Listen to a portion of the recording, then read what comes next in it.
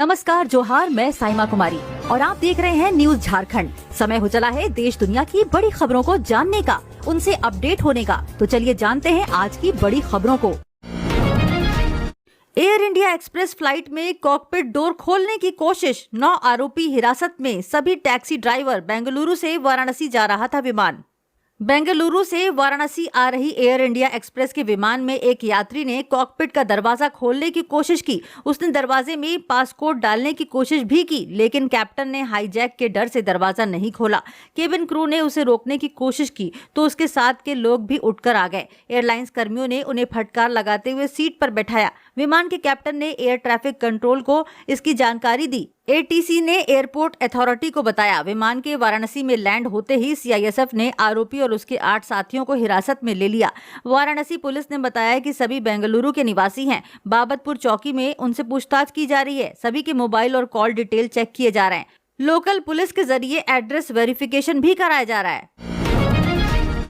कोलकाता में भारी बारिश से बाढ़, 7 की मौत। सड़कों पर 3 फीट तक पानी। फ्लाइट्स, मेट्रो सेवा प्रभावित। हावड़ा में रेलवे ट्रैक डूबा। पश्चिम बंगाल के कोलकाता और उसके आसपास के इलाकों में रात भर की बारिश से मंगलवार को बाढ़ आ गई। अब तक 7 लोगों की मौत की खबर है। इनमें ज्यादातर की मौत करंट लगने से हुई है। सड़कों पर 2 से 3 फीट तक पानी भर गया है। कोलकाता में पिछले 24 घंटों में लगभग 247.5 मिलीमीटर बारिश हुई है। कई जगह के फुटेज भी सामने आए हैं जिसमें गाड़ियां आधी से ज्यादा डूबी हुई दिखी। कई घरों और रेजिडेंशियल कॉम्प्लेक्स में भी पानी घुस गया है। शहीद खुदीराम और मैदान मेट्रो स्टेशन के बीच मेट्रो सेवा रोक दी गई है। हावड़ा में भारी बारिश के कारण रेलवे ट्रैक और दुकानें जलमग्न हो गईं। बारिश से दुर्गा पूजा की तैयारियां भी प्रभावित हुई हैं। कई जगह पंडाल डूब गए तो कई खराब हो गए। कोलकाता में कई स्कूलों में भी छुट्टी कर दी गई है। भाजपा की लोकसभा चुनाव में सीटें घटी, इसीलिए घटाई जीएसटी। टीएमसी सांसद अभिषेक बोले, जिस दिन कोई सीट नहीं होगी जीएसटी 0% हो जाएगी। तृणमूल कांग्रेस नेता अभिषेक बनर्जी ने आरोप लगाया कि केंद्र सरकार ने जीएसटी में कटौती इसलिए की क्योंकि साल 2024 के लोकसभा चुनाव में भाजपा को पूर्ण बहुमत नहीं मिला था। यही इसका सीधा नतीजा है। उन्होंने सवाल किया कि क्या पिछले 8 साल से सरकार ने जीएसटी के नाम पर जनता से ज्यादा टैक्स लिया। बंगाली में कहते हैं कि बिल्ली तब तक पेड़ पर नहीं चढ़ती जब तक उसे खतरा ना हो। दरअसल अभिषेक बनर्जी ने सोमवार को दक्षिण 24 परगना जिले के बिष्णुपुर में दुर्गा पूजा गाइड मैप और टेलीफोन डायरेक्टरी का उद्घाटन किया। साथ ही विशेष साइबर सेल भी शुरू किया। इसी दौरान जीएसटी पर बयान दिया। अभिषेक ने कहा कि आज देश और उसकी अर्थव्यवस्था को भाजपा सरकार ने घुटनों पर ला दिया है। हमने देखा है कि राज्यों से कोई भी सिफारिश कभी ध्यान में नहीं ली गई। राज्यों के लिए जीएसटी कलेक्शन का हिस्सा, जो उनका सही हिस्सा है, समय पर नहीं दिया जाता। विपक्ष शासित राज्यों का फंड जानबूझकर रोका जाता है। यह अर्थव्यवस्था को बर्बाद करने का प्रयास है। सरकारी नौकरी। दिल्ली पुलिस में कांस्टेबल के 7,565 पदों पर निकली भर्ती। 12वीं पास को मौका। सैलरी 70,000 तक। एसएससी ने दिल्ली पुलिस एग्जीक्यूटिव कांस्टेबल के 7,565 पदों पर भर्ती निकाली है। उम्मीदवार स्टाफ सिलेक्शन कमीशन की ऑफिशियल वेबसाइट ssc.gov.in पर जाकर आवेदन कर सकते हैं। फीस जमा करने की आखिरी तारीख 21 अक्टूबर 2025 रहेगी। आवेदन फॉर्म में करेक्शन के लिए विंडो 29 अक्टूबर से 31 अक्टूबर 2025 तक खुली रहेगी। अलीगढ़ में 4 दोस्तों समेत 5 की जिंदा जलकर मौत। तेज रफ्तार सीएनजी कार का टायर फटा, डिवाइडर तोड़ते हुए कैंटर से टकराई। अलीगढ़ में हाईवे पर 4 दोस्त समेत 5 लोगों की जिंदा जलकर मौत हो गई। यहां 100 की स्पीड से जा रही सीएनजी कार का अचानक टायर फट गया। इससे कार बेकाबू होकर डिवाइडर तोड़ते हुए दूसरे साइड से जा रहे कैंटर से जा टकराई। राहगीरों ने एक कार सवार को खींचकर बाहर निकाला। इसके बाद तेज धमाका हुआ, फिर दोनों वाहनों में आग लग गई। हादसे में कार सवार सभी 4 लोग और कैंटर चालक जिंदा जल गए। राहगीरों ने पुलिस को सूचना दी। पुलिस फायर ब्रिगेड की टीम के साथ मौके पर पहुंची। 20-25 मिनट में आग बुझाई गई। इसके बाद पुलिस ने देखा तो शवों के सिर्फ कंकाल बचे थे। बॉडी बैग में पुलिस सभी शवों को भरकर ले गई। मरने वालों में अभी किसी की शिनाख्त नहीं हो पाई है। कार सवार एटा से अलीगढ़ और कैंटर अलीगढ़ से एटा की तरफ जा रहा था। कार की नंबर प्लेट भी जल गई। इसी वजह से कार किस जिले की है यह पता नहीं चल पाया। हादसा अकराबाद थाना क्षेत्र के गोपी पुल के पास मंगलवार सुबह करीब 5:30 बजे हुआ। मरने वालों में कैंटर चालक, कार सवार 4 दोस्त शामिल हैं। भारत का इकलौता सक्रिय ज्वालामुखी फटा। बैरन आइलैंड में 8 दिन में 2 बार धमाका। अंडमान निकोबार द्वीप में है। अंडमान निकोबार के बैरन आइलैंड में बीते 8 दिनों के भीतर 2 बार हल्के ज्वालामुखी विस्फोट हुए हैं। यहाँ भारत का इकलौता सक्रिय ज्वालामुखी है। ये ज्वालामुखी 13 और 20 सितंबर को फटा। हालांकि दोनों बार विस्फोट हल्के दर्जे के थे और आसपास के इलाकों पर किसी तरह का खतरा नहीं है। बैरन आइलैंड पोर्ट ब्लेयर से करीब 138 किलोमीटर दूर है और यह दक्षिण एशिया का इकलौता सक्रिय ज्वालामुखी है। यह लगभग 3 वर्ग किलोमीटर का निर्जन द्वीप है जिस पर ज्वालामुखी की राख और पत्थर फैले रहते हैं। यह द्वीप 354 मीटर ऊंचा है और अंडमान निकोबार की खास पहचान माना जाता है। पंजाब हेल्थ कार्ड का रजिस्ट्रेशन शुरू, 2 जिलों में कैंप लगे, 10 लाख तक मुफ्त इलाज। पंजाब सरकार हेल्थ कार्ड योजना के लिए आज से रजिस्ट्रेशन शुरू हो गया है। इसके लिए तरन तारण और बरनाला में कैंप लगाकर कार्ड बनाए जा रहे हैं। रजिस्ट्रेशन के लिए लोगों को आधार कार्ड और वोटर आईडी कार्ड के साथ अपनी एक पासपोर्ट साइज फोटो ले जानी होगी। एक कार्ड बनने में 10 से 15 मिनट का समय लग रहा है। साथ ही सिस्टम ठीक से काम ना करने की वजह से लोग निराश होकर खाली हाथ भी लौट रहे हैं। मुख्यमंत्री भगवंत मान का दावा है कि पंजीकरण की प्रक्रिया 10 से 15 दिनों में पूरी कर ली जाएगी। इसके बाद ये योजना पूरे पंजाब में लागू होगी। इस योजना में हर साल 10 लाख रुपए तक का मुफ्त इलाज मिलेगा। सुप्रीम कोर्ट की एम करुणानिधि की मूर्ति लगाने पर रोक। तमिलनाडु सरकार से कहा, नेताओं के महिमा मंडन के लिए जनता के पैसों का इस्तेमाल ना करें। सुप्रीम कोर्ट ने मंगलवार को तमिलनाडु सरकार को फटकार लगाते हुए कहा कि नेताओं का महिमा मंडन करने के लिए जनता के पैसों का इस्तेमाल क्यों किया जाए। राज्य सरकार पूर्व मुख्यमंत्री एम करुणानिधि की मूर्ति लगाने की परमिशन के लिए याचिका लेकर पहुंची थी। जस्टिस विक्रमनाथ और जस्टिस प्रशांत कुमार मिश्रा की बेंच ने कहा, इसकी अनुमति नहीं है। आप अपने पूर्व नेताओं के महिमा मंडन के लिए जनता के पैसों का इस्तेमाल क्यों कर रहे हैं। सुप्रीम कोर्ट ने राज्य सरकार से याचिका वापस लेने और मद्रास हाईकोर्ट जाने को कहा। मद्रास हाईकोर्ट ने सार्वजनिक स्थानों पर मूर्तियां लगाने पर रोक लगा दी थी। तमिलनाडु सरकार ने तिरुनेलवेली में मुख्य सड़क पर वलियूर डेली वेजिटेबल मार्केट के एंट्री गेट पूर्व मुख्यमंत्री एम करुणानिधि की कांस्य प्रतिमा और नाम बोर्ड स्थापित करने का प्रस्ताव रखा था। इंदौर में 3 मंजिला बिल्डिंग गिरी, 2 लोगों की मौत, 12 घायलों में से 4 की हालत गंभीर। इमारत में 4 परिवार रहते थे।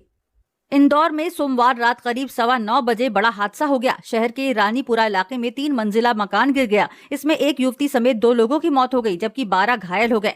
इनमें 3 महीने की बच्ची भी शामिल है। घायलों में से 4 लोगों की हालत गंभीर है। कलेक्टर शिवम वर्मा ने बताया कि हादसे में अल्फिया 20 वर्ष, पिता रफीउद्दीन और फहीम की मौत हो गई। अल्फिया को रात करीब 1:30 बजे जबकि फहीम का शव मंगलवार सुबह करीब 4 बजे निकाला जा सका। सभी घायलों को भी MY अस्पताल में भर्ती कराया गया। जानकारी के मुताबिक इस 3 मंजिला बिल्डिंग में 4 परिवार रहते थे। इनमें से 9 लोग किसी रिश्तेदार के यहाँ आए थे जबकि मलबे में 14 लोग दब गए थे। मकान सम्मू बाबा का है, करीब 10-15 साल पुराना है। ये भी बताया जा रहा है कि बारिश के कारण बिल्डिंग में दरारें पड़ गई थी। मकान के तलघर में पानी भरा रहता था, इसी वजह से ये धंस गया था। 100 रुपए की रिश्वत, 39 साल केस, सब बिखर गया। केस लड़ते लड़ते पत्नी चल बसी, बच्चों की पढ़ाई छूटी। अब हाईकोर्ट बोला जागेश्वर निर्दोष हैं। 83 साल की उम्र में चेहरे पर गहरी झुर्रियां, आंखों में न थमने वाला दर्द और 39 साल तक कोर्ट कचहरी की थकावट, यही पहचान बन गई है जागेश्वर प्रसाद अवधिया की। रायपुर के इस बुजुर्ग ने अपनी पूरी जिंदगी केवल एक लड़ाई में गुजार दी, 100 रुपए की रिश्वत के झूठे केस में बेगुनाही साबित करने की लड़ाई। छत्तीसगढ़ हाईकोर्ट ने 39 साल पुराने 100 रुपए के रिश्वत मामले में जागेश्वर प्रसाद अवधिया को बरी कर दिया। Madhya Pradesh state road transport corporation Raipur के बिल सहायक रामेश्वर प्रसाद अवधिया दोष मुक्त हो गए हैं, लेकिन साल 1986 में जो दाग लगा उसने जागेश्वर के पूरे परिवार का भविष्य निगल लिया। नौकरी में तरक्की रुक गई, वेतन आधा हो गया, बच्चों की पढ़ाई अधूरी रह गई और पत्नी का साथ भी छिन गया। अब 83 साल की उम्र में उनके पास बचा है तो बस थकान से झुका हुआ शरीर और आंखों में वो खालीपन जो इंसाफ मिलने के बाद भी खत्म नहीं होता। गैंगस्टर गोदारा गोल्डी बोले लॉरेंस देश का गद्दार, दावा भाई बचाने को अमेरिका का खबरी बना, फेम के लिए सलमान खान को मारने की बात। पंजाब और हरियाणा का सबसे कुख्यात लॉरेंस गैंग 2 फाड़ हो चुका है। अब दोनों पक्ष एक दूसरे के विरोध में हैं। बात यहां तक आ गई है कि विदेश में बैठे गैंगस्टर रोहित गोदारा ने लॉरेंस को अमेरिकी एजेंसियों का खबरी बताया है। रोहित और गोल्डी बराड़ की ओर से सोशल मीडिया पर एक पोस्ट वायरल की गई है जिसमें उन्होंने दावा किया है कि लॉरेंस देश का सबसे बड़ा गद्दार है। वह अपने भाई अनमोल बिश्नोई को बचाने के लिए विदेशी एजेंसियों को देश की खुफिया जानकारी लीक कर रहा है। उसने यह भी आरोप लगाया कि लॉरेंस बाहर बैठे अन्य अपराधियों की गतिविधियों की मुखबरी करता है, साथ ही सलमान खान के नाम पर फेम ले रहा है। हालांकि इस पोस्ट की पुष्टि नहीं हो पाई है।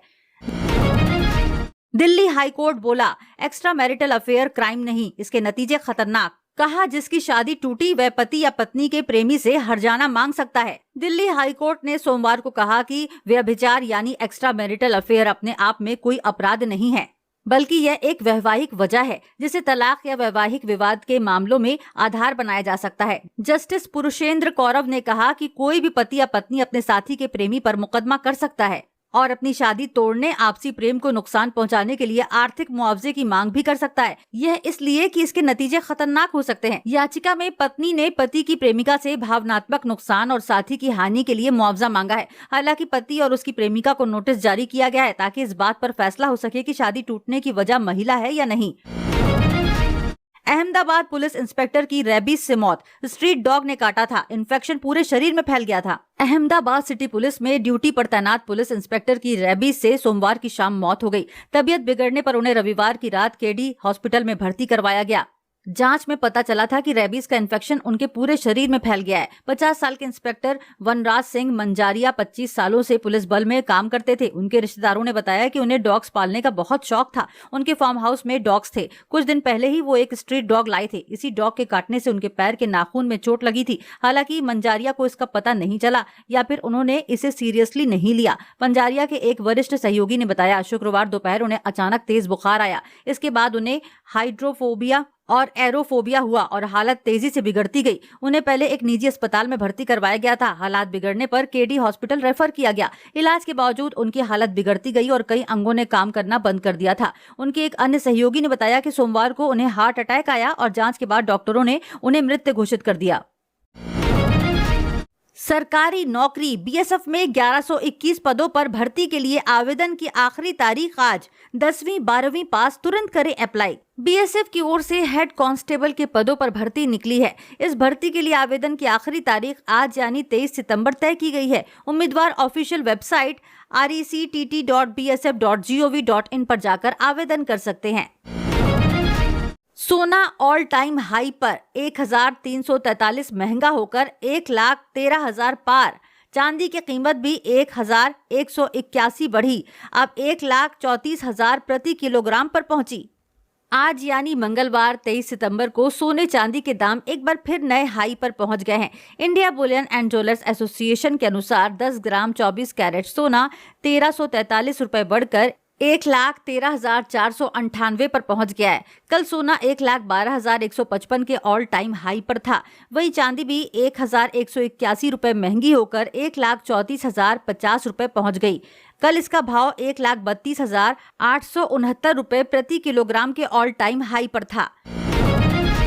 रुपया रिकॉर्ड ऑल टाइम लो पर आया। डॉलर के मुकाबले 10 पैसे गिरकर 88.49 पर पहुंचा। विदेशी वस्तुएं महंगी होंगी।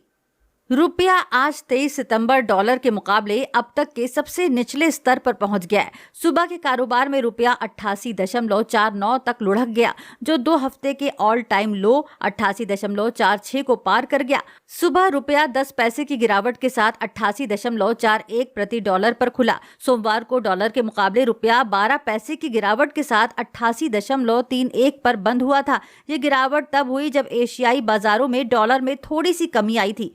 एक्सपर्ट्स के मुताबिक रुपए में इस गिरावट की वजह एशियन करेंसी की कमजोरी और अमेरिकी डॉलर का मजबूत होना है। ऊपर से अमेरिकी टैरिफ और H-1B वीजा फीस बढ़ाकर $1 लाख किया जाना है। इस वजह से रुपया पर दोहरी मार पड़ी है।